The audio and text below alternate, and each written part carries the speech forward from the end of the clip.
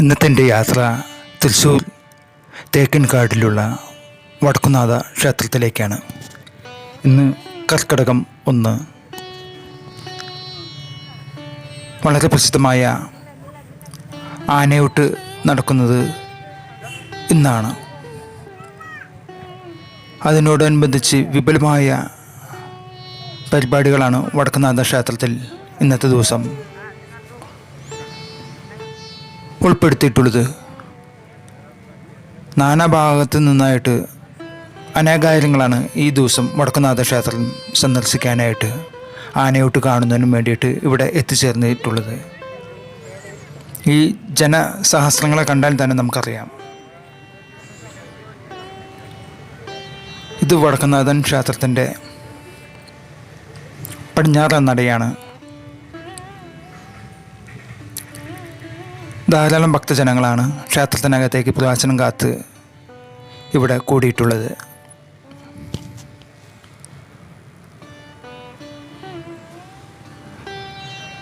ഓരോ വർഷവും ചെല്ലുന്തോറും കർക്കിടക മാസത്തെ ഈ ആനയൂട്ട് വളരെ പ്രസിദ്ധമായി കൊണ്ടിരിക്കുകയാണ്. അതിൻ്റെ ഒരു തെളിവ് തന്നെയാണ് ഇവിടെ തടിച്ചു കൂട്ടിയിട്ടുള്ള ജനങ്ങളുടെ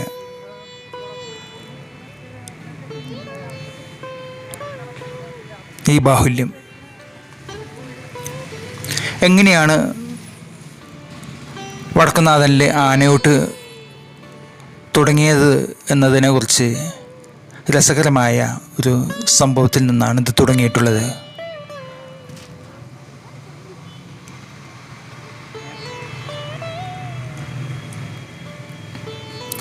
വടക്കുംനാഥൻ ക്ഷേത്രം വളരെ പഴക്കമുള്ള ഒരു ഹിന്ദു ക്ഷേത്രമാണ്. ഇവിടെ ശിവനാണ് പ്രതിഷ്ഠ. ഈ ക്ഷേത്രം കേരള ക്ലാസിക്കൽ ആർക്കിടെക്ചറൽ സ്റ്റൈലിലാണ് പണിതിരിക്കുന്നത്. ക്ഷേത്രത്തിൻ്റെ നടുക്കായി കൂത്തമ്പലം കാണാം. മഹാഭാരതത്തിൽ പല രംഗങ്ങൾ മ്യൂറൽ പെയിൻറ്റിങ്ങുകളായിട്ട് ഈ അമ്പലത്തിൽ പലയിടത്തും കാണാൻ സാധിക്കും. ഐതിഹ്യം പറയുന്നത് ഈ ക്ഷേത്രം നിർമ്മിച്ചത് വിഷ്ണുവിൻ്റെ 6ാമത്തെ അവതാരമായ പരശുരാമൻ എന്നാണ്. 2012 archaeological survey of India Vadakkumnathan ക്ഷേത്രത്തെ യുനെസ്കോ വേൾഡ് ഹെറിറ്റേജ് സൈറ്റിൽ ഉൾപ്പെടുത്തിയിട്ടുണ്ട്. കേരളത്തിലെ 108 ശിവപ്രതിഷ്ഠയുള്ള ക്ഷേത്രങ്ങളിൽ മുൻപന്തിയിൽ നിൽക്കുന്നതാണ് വടക്കുംനാഥ ക്ഷേത്രം. 1982 ഡൽഹിയിൽ നടന്ന ഏഷ്യൻ ഗെയിംസും തൃശ്ശൂരിലെ ആനയൂട്ടും തമ്മിലൊരു ബന്ധമുണ്ട്. അതേ ഗെയിംസ് തന്നെയാണ് വടക്കുംനാഥ ക്ഷേത്രത്തിലെ ആനയൂട്ടിനെ കളമൊരുക്കിയത്. ആ ആനക്കഥ ഇങ്ങനെയാണ്. ഡൽഹിയിലെ ഘോഷയാത്രയ്ക്ക് ചന്തം പകരാൻ പ്രധാനമന്ത്രി ഇന്ദിരാഗാന്ധിയുടെ നിർദ്ദേശപ്രകാരം അന്നത്തെ മുഖ്യമന്ത്രിയായിരുന്ന കെ കരുണാകരൻ മുൻകൈയെടുത്താണ് 32 ആനകളെ പ്രത്യേകം സജ്ജമാക്കിയ ട്രെയിനിൽ തൃശ്ശൂരിൽ നിന്ന് നിസാമുദ്ദീൻ വരെ എത്തിച്ചത്. യാത്രാക്ഷീണവും പ്രതികൂല കാലാവസ്ഥയും മൂലം ആനകൾ ക്ഷീണിതരായി. ഇതിലൊരു ആനയെ ഡൽഹിയിൽ തന്നെ നീരിൽ തളച്ചു. മടങ്ങിയ ആനകളെ ശുശ്രൂഷിക്കാനായി അന്നത്തെ പൗരപ്രമുഖന്മാരും പാറമേക്കാവ്, തിരുവമ്പാടി, ശങ്കരൻകുളങ്ങര ക്ഷേത്ര ദേവസ്വങ്ങളും ചേർന്ന് ഒരു തീരുമാനമെടുത്തു. ആനകൾക്ക് വടക്കുംനാഥ ക്ഷേത്രത്തിൽ ഗജപൂജയും ഗണപതി ഹോമവും ഒരുക്കുക. അങ്ങനെ 1983 ആദ്യ ഗജപൂജയും ആനയൂട്ടും സജ്ജമായി. ആന ചികിത്സാ വിദഗ്ധരായ doctor KC Panicker, doctor Radhakrishna Kaimal, doctor Jacob V Cheeran എന്നിവരുടെ നേതൃത്വത്തിൽ തയ്യാറെടുപ്പുകൾ നടന്നു. ഹോമം നടത്തി ആനകളെ കുളിച്ചൊരുക്കി കരിമ്പടം വിരിച്ച് പൂജയ്ക്കും ഊട്ടിനുമായി നിരത്തി. പാറമേക്കാവ് പരമേശ്വരൻ, തിരുവമ്പാടി ചന്ദ്രശേഖരൻ, ഈയിടെ ചെരിഞ്ഞ ശങ്കരൻകുളങ്ങര മണികണ്ഠൻ എന്നിവരടക്കം അന്നത്തെ പേരെടുത്ത കൊമ്പന്മാർ ആദ്യ ഊട്ടിൽ പങ്കാളികളായി. മനുഷ്യനെ എങ്ങനെയാണോ അതുപോലെ തന്നെയാണ് ആനകൾക്കും കർക്കിടക മാസം. ആനയൂരായ തൃശ്ശൂരിൽ ആനയൂട്ടിനും സുഖചികിത്സയ്ക്കും 4 പതിറ്റാണ്ടിൻ്റെ പാരമ്പര്യമുണ്ട്. പനമ്പട്ടയും വെള്ളവും മാത്രം ശീലിച്ച ആനയ്ക്ക് പോഷകാഹാരങ്ങൾ കൂടി ലഭിക്കേണ്ടതുണ്ട്. അതിനാണ് ആനകളുടെ സുഖചികിത്സ. സാധാരണ ഭക്ഷണത്തിൽ നിന്ന് ലഭിക്കാത്ത ഘടകങ്ങളായ അയൺ, വൈറ്റമിൻ, മിനറൽസ്, എൻസൈംസ് എന്നിവയാൽ സമ്പുഷ്ടമായ ഭക്ഷണം 1 മാസം തുടർച്ചയായി നൽകുകയാണ് ചികിത്സാ കാലത്ത് ചെയ്യുന്നത്. ചുരുക്കി പറഞ്ഞാൽ കുറവുകൾ എല്ലാം ഒറ്റത്തവണയായി നികത്തൽ. അടുത്ത ഒരു സീസൺ വരെ ആനയെ ആരോഗ്യ ദൃഢഗാത്രാക്കുകയാണ് ഇതിൻ്റെ ലക്ഷ്യം. സമ്പുഷ്ട ആരോഗ്യത്തിന് സമ്പൂർണ്ണ ഭക്ഷണം, അലോപ്പതിയും ആയുർവേദവും സംയുക്തമായ രീതിയിലാണ് സുഖചികിത്സ. മറ്റൊന്ന്, കർക്കടകം അവസാനത്തോടെ സാധാരണ മതകാലമായി. ഈ സമയത്ത് ഭക്ഷണം കുറയ്ക്കും. ഈ സമയത്തേക്കുള്ള റിസർവ് എനർജി സുഖചികിത്സയോടെ ആനകൾക്ക് ലഭിച്ചിരിക്കും. ദഹന പ്രക്രിയയും മലമൂത്ര വിസർജനവും സുഗമമാകും. ഉരച്ചുകുളിയും ചികിത്സാ സമയത്ത് പ്രധാനമാണ്. അങ്ങനെ കുളി, ഭക്ഷണം, വെള്ളം, മരുന്നുകൾ, വിശ്രമം എന്നിവ ചേർന്ന ഒരു സമഗ്ര ചികിത്സയാണിത്. ഭക്ഷണക്രമം: 10 കിലോ അരി, 2 കിലോ വീതം ചെറുപയർ, മുതിര, ഈന്തപ്പഴമിട്ടു കുഴച്ച 5 മുതൽ 10 കിലോ വരെയുള്ള അവിൽ. അത് തലേന്ന് വെള്ളത്തിൽ കുതിർത്താണ്. ചിലയിടങ്ങളിൽ എരുമപ്പാലും നെയ്യും ഒഴിച്ചു തിളപ്പിച്ചും പാൽച്ചോറ് നൽകുന്ന പതിവുണ്ട്. ഉച്ചയ്ക്കും വൈകിട്ടും മട്ടയരിയുടെ ചോറ്, മഞ്ഞപ്പൊടിയും നെയ്യും അഷ്ടചൂർണങ്ങളും കുഴച്ചത്, കാൽസ്യം പൗഡർ അല്ലെങ്കിൽ ടോണിക്. പണ്ട് ഇത്തിൾ വെള്ളവും കടൽ നാക്കു പൊടിച്ചതും ചേർത്തിരുന്നു. വൈറ്റമിൻ, പ്രോട്ടീൻ എന്നിവയുടെ ഗുളികകൾ അല്ലെങ്കിൽ ടോണിക് എന്നിവയും ചോറിൽ ചേർക്കും. രാത്രി പൊതുവെ പനമ്പട്ടയും പുല്ലും നൽകും. ഇതിനെല്ലാം പുറമെ കരിമ്പ്, കൈതച്ചക്ക, കക്കരിക്ക, തണ്ണിമത്തൻ, ചോളം തുടങ്ങിയവയും നൽകും. ഭക്ഷണം വായിൽ നേരിട്ട് കൊടുക്കുന്നതിനേക്കാൾ ആനയ്ക്ക് നല്ലത് തുമ്പിയിൽ വെച്ച് കൊടുക്കുന്നതാണ്. ആനകളുടെ ഇഷ്ടാനിഷ്ടങ്ങൾ വ്യത്യസ്തമാണ്. അപ്രിയമായ ഒരു പദാർത്ഥം നേരിട്ട് വായിൽ കൊടുത്താൽ ആന അപ്പോൾ തന്നെ പ്രതികരിച്ചു എന്നിരിക്കാം. തുമ്പിക്കൈയിൽ വെച്ചാൽ ഇഷ്ടമില്ലാത്തത് മണത്തിലൂടെ തന്നെ സ്കാൻ ചെയ്യാൻ ആനയ്ക്കാകും. കഴിക്കേണ്ടത് എന്താണെന്ന് ബോധ്യപ്പെട്ട ശേഷമേ ആന ഭക്ഷണമെടുക്കൂ. അതുകൊണ്ട് ഭക്ഷണം നൽകുമ്പോൾ ഇക്കാര്യം ഓർക്കേണ്ടതുണ്ട്. ഇത് ഡോക്ടർ PB ഗിരിദാസിൻ്റെ വാക്കുകളാണ്. ഇന്ന് ഇവിടെ നടക്കുന്ന ഈ ആനയൂട്ടിനെ അത് കാണാനും അതുപോലെ അമ്പലത്തിൽ ദർശനം നടത്തുവാനും ആയിട്ടാണ് ഈ കർക്കിടകം 1 ഇത്രമാത്രം വിപുലമായി ജനങ്ങൾ ഈ അമ്പലത്തിൽ സന്ദർശിക്കുന്നത്.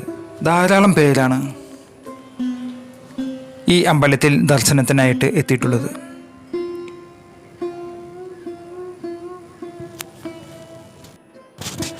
ഇന്ന് കർക്കടകം 1, രാമായണ മാസാരംഭം.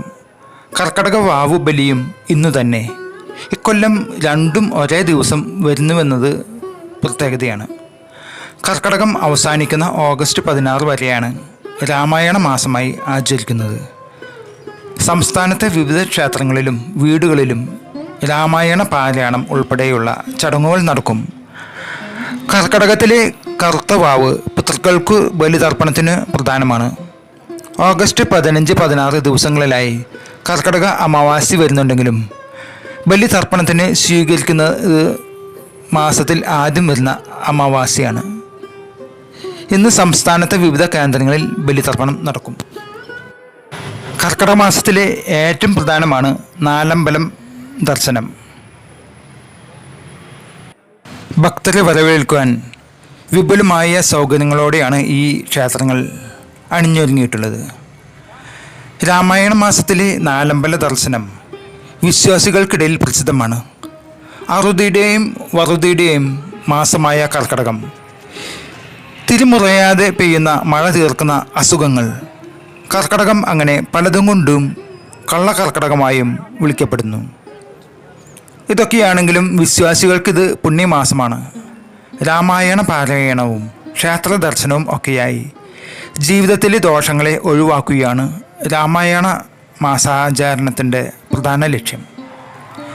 ചിങ്ങമാസത്തിൻ്റെ സമൃദ്ധിയിലേക്കുള്ള കാത്തിരിപ്പിനിടയിലെ ദാരിദ്ര്യത്തിൻ്റെ കർക്കടകം പുണ്യകരമാക്കുവാൻ നാലമ്പല ദർശനം ഏറ്റവും യോജിച്ച ഒന്നാണ്. തൃശ്ശൂർ ജില്ലയിലുള്ള തൃപ്പയാർ ശ്രീരാമക്ഷേത്രം, ഇരിങ്ങാലക്കുട കൂടൽമാണിക്യ ക്ഷേത്രം, പായമ്മൽ ശത്രുഘ്ന ക്ഷേത്രം, എറണാകുളം ജില്ലയിലെ മൂഴിക്കുളം ലക്ഷ്മണ പെരുമാൾ ക്ഷേത്രം എന്നീ 4 ഇടങ്ങളിലേക്ക് ഒറ്റ ദിവസം നടത്തുന്ന യാത്രയാണ് നാലമ്പല യാത്ര. ദ്വാരകയിൽ ശ്രീകൃഷ്ണ ഭഗവാൻ വെച്ച് പൂജിച്ചു എന്ന് കരുതപ്പെടുന്ന അഞ്ജന വിഗ്രഹങ്ങൾ ഭഗവാന്റെ സ്വർഗാരോഹണത്തിന് ശേഷം കടലിലാണ്ടുപോയെന്നും പിന്നീട് ഈ വിഗ്രഹങ്ങൾ സമുദ്രത്തിൽ ഒഴുകി നടക്കുന്നത് കണ്ട മുക്കുവന്മാർ അന്നത്തെ ദേശപ്രമാണിയായ വാക്കയിൽ കൈമളെ അറിയിക്കുകയും ചെയ്തെന്നും അദ്ദേഹം അത് 4 സ്ഥലത്തായി പ്രതിഷ്ഠിച്ചു എന്നും പറയപ്പെടുന്നു. അപൂർവം ഭരതക്ഷേത്രങ്ങളിലൊന്നായ കൂടൽമാണിക്യ ക്ഷേത്രം, അതാണ് ഇരിങ്ങാലക്കുട കൂടൽമാണിക്യ ക്ഷേത്രം. തൃശ്ശൂർ കൊടുങ്ങല്ലൂർ റൂട്ടിലാണ് സ്ഥിതി ചെയ്യുന്നത്. വനവാസത്തിന് പോയ ശ്രീരാമൻ്റെ പാദുകങ്ങൾ ഏറ്റുവാങ്ങി അവ ഭക്തി പുരസ്സരം പൂജിക്കുന്ന ഭരതനാണ് ഇവിടുത്തെ പ്രതിഷ്ഠ. 14 സംവത്സരം ശ്രീരാമ പാദുകങ്ങൾ രാജ്യാധികാരമായി വെച്ചാണ് ഭരതൻ നാടുവാണത്. വനവാസത്തിന് ശേഷം ശ്രീരാമൻ അയോധ്യയിൽ എത്തിയെന്നറിയുന്ന ഭരതൻ്റെ പ്രസന്ന ചിത്തഭാവത്തിലുള്ളതാണ് ഇവിടുത്തെ പ്രതിഷ്ഠാ സങ്കല്പം. ഉപദേവ പ്രതിഷ്ഠകൾ ഇല്ലെന്നത് പ്രത്യേകതയാണ്. കൂലീബിനി മഹർഷി യാഗം ചെയ്തിരുന്നത് ഈ സ്ഥലത്തായതുകൊണ്ടാണത്രേ ഇവിടുത്തെ തീർത്ഥത്തിന് കൂലീബിനി തീർത്ഥം എന്ന് പേര് വന്നത്. താമരമാലയാണ് പ്രധാന വഴിപാട്. മൂക്കുടി നിവേദ്യം ഈ ക്ഷേത്രത്തിൻ്റെ ദിവ്യ ഔഷധമാണ്. രാവിലെ 3 മണിക്ക് തുറക്കുന്ന നട രാത്രി 8:30 അടയ്ക്കുക.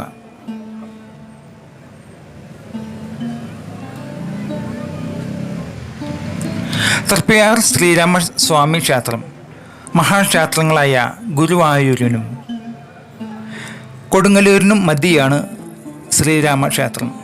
തീവ്ര നദിയുടെ പടിഞ്ഞാറേക്കരയിൽ ചേറ്റുവ മണപ്പുറത്തിൻ്റെ മധ്യഭാഗത്തായാണ് ക്ഷേത്രം സ്ഥിതി ചെയ്യുന്നത്. ശംഖ്, ചക്രം, കോദണ്ഡം, അക്ഷരമാല എന്നിവ 4 തൃക്കൈകളിലും വിളങ്ങുന്ന വിഗ്രഹത്തിൽ ശ്രീയും ഭൂമിയും 2 ഭാഗത്തു നിന്നും ഭഗവാനെ അർച്ചിക്കുന്നതായി കാണാം. വർഷത്തിൽ 365 ദിവസവും നടത്തുന്ന സുന്ദരകാന്ഡം പാരായണം വഴിപാടായി നടത്തുന്നത് ശ്രേയസ്കരമായാണ് ഭക്തർ കണക്കാക്കുന്നത്. ക്ഷേത്രത്തിലെ പ്രധാന വഴിപാടുകൾ വെടി, അവിൽ, മീനൂട്ട്, പായസം മുതലിയവയാണ്. കൊച്ചിൻ ദേവസ്വം ബോർഡിൻ്റെ കീഴിലുള്ള ഈ ക്ഷേത്രത്തിൽ രാവിലെ 3 മണിക്ക് നട തുറന്ന് രാത്രി 8:30 നട അടയ്ക്കുന്നത്. പായമ്മൽ ക്ഷേത്രം ലവണാസുര വധത്തിന് തയ്യാറായി ക്രോധത്തോടു കൂടിയ ശത്രുഘ്നനാണ് ഇവിടുത്തെ പ്രതിഷ്ഠ. മഹാവിഷ്ണുവിൻ്റെ കയ്യിലെ സുദർശന ചക്രത്തിൻ്റെ പ്രതീകമായാണ് ശത്രുഘ്നനെ ഇവിടെ ഭക്തജനങ്ങൾ വിശ്വസിച്ചു വരുന്നത്. ജലമധ്യത്തിൽ പെരുവിരൽ കൊണ്ട് വരച്ചുണ്ടാക്കിയ സുദർശനത്തെ ശിവൻ മഹാവിഷ്ണുവിന് കൊടുത്തു എന്നാണ് പുരാണത്തിൽ പറയുന്നത്. ശ്രീകോവിലിനോട് ചേർന്നുള്ള ഒരു ശിലയിലാണ് ഉപദേവനായ ഗണപതിയുടെ പ്രതിഷ്ഠ. ശ്രേഷ്ഠകരമായ വഴിപാട് സുദർശന പുഷ്പാഞ്ജലിയാണ്. സുദർശന ചക്ര സമർപ്പണവും ശത്രു സംഹാര മന്ത്രാർച്ചനയുമാണ് ഇവിടുത്തെ മറ്റു പ്രധാന വഴിപാടുകൾ. രാവിലെ 5 നട തുറന്ന് രാത്രി 9 മണിക്കാണ് നട അടയ്ക്കാറുള്ളത്. മൂഴിക്കുളം ലക്ഷ്മണ പെരുമാൾ ക്ഷേത്രം എറണാകുളം ജില്ലയുടെ വടക്കേയറ്റത്തായിട്ടാണ് തിരുമൂഴിക്കുളം ലക്ഷ്മണ പെരുമാൾ ക്ഷേത്രം. മാളയിൽ നിന്ന് ആലുവയിലേക്കുള്ള വഴിയിലാണ് ക്ഷേത്രം. ഇന്ത്യയിലെ പ്രശസ്തമായ 108 വൈഷ്ണവ പുണ്യക്ഷേത്രങ്ങളിൽ ഒന്നാണിത്. 13 ദിവ്യദേശങ്ങളിൽ ഒന്നായിട്ടും ഈ ക്ഷേത്രത്തെ കണക്കാക്കുന്നു. വേദമന്ത്രങ്ങൾക്കും ആയോധന കലകൾക്കും പുകൾപ്പെട്ടതായിരുന്നു മൂഴിക്കുളം ദേശം. ചിത്രകൂടത്തിൽ വസിക്കുന്ന ശ്രീരാമദാസനായ വനവാസിയായ ലക്ഷ്മണനായാണ് ഇവിടുത്തെ പ്രതിഷ്ഠാ സങ്കല്പം. അതുകൊണ്ട് തന്നെ പൂർണ്ണമായ ഗോളക ചാർത്താറില്ല. ആടയാഭരണങ്ങളിൽ ഒന്നും ഇല്ലാത്ത വിഗ്രഹത്തിൽ തുളസിമാല മാത്രമേ ചാർത്താറുള്ളൂ. 1790 അഗ്നിക്കിരയായ ക്ഷേത്രം പിന്നീട് തിരുവിതാംകൂർ രാജാക്കന്മാരാണ് പരിരക്ഷിച്ചു വന്നത്. കദളിപ്പഴം, പായസം മുതലായാണ് പ്രധാന വഴിപാടുകൾ. അഭിഷ്ടസ്ഥിതിക്ക് 11 ദിവസത്തെ അങ്കുലിയാങ്കം കൂത്ത് നടത്താറുണ്ട്.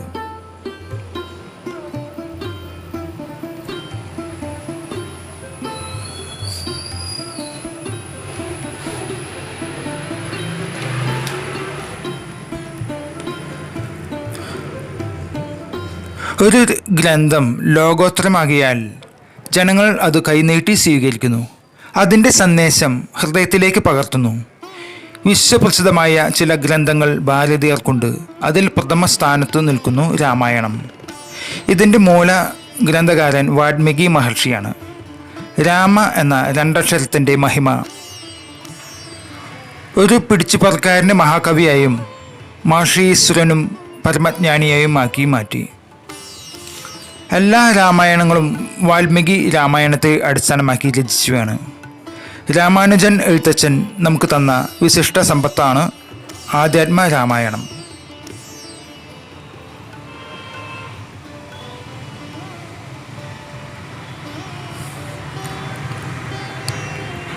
അങ്ങനെ കർക്കിടകം 1 വടക്കുംനാഥ ക്ഷേത്രത്തിലെ ജനങ്ങൾ ആനയോട്ട് കണ്ട് ആനകൾക്ക് വരവേൽപ്പേകി ഇന്നത്തെ ദിവസം ഈ അമ്പലത്തിൽ ധാരാളം പേരാണ് എത്തിച്ചേർന്നിട്ടുള്ളത്. തൃശ്ശൂർ ജില്ലയുടെ പല ഭാഗത്തു നിന്നായിട്ട് വിശ്വാസികൾ ഇവിടെ എത്തിച്ചേർന്നിട്ടുണ്ട്. ഭക്തജനങ്ങളുടെ ബാഹുല്യമാണ് നാം ഈ കാണുന്നത്.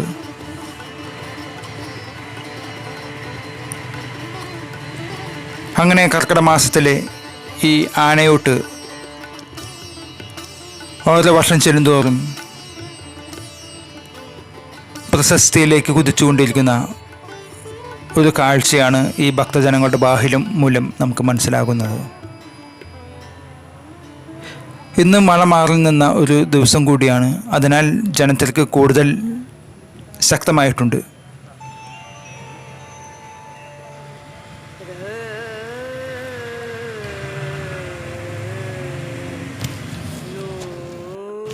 ഭക്തിയും ചൈതന്യവും നിറഞ്ഞ ഒരു രാമായണ മാസം കൂടി. അതിൻ്റെ ആ നിറവിലാണ് എല്ലാവരും തന്നെ.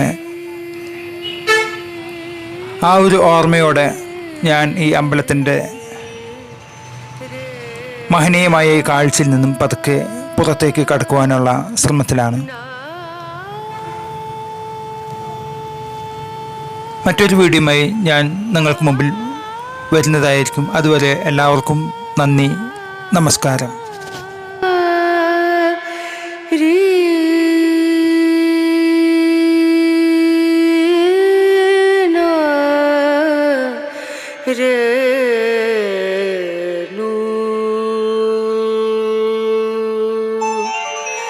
पिया को मना मानत नाही रे, पिया को मना मानत नाही रे, पिया को मना मानत नाही रे, बिनती करते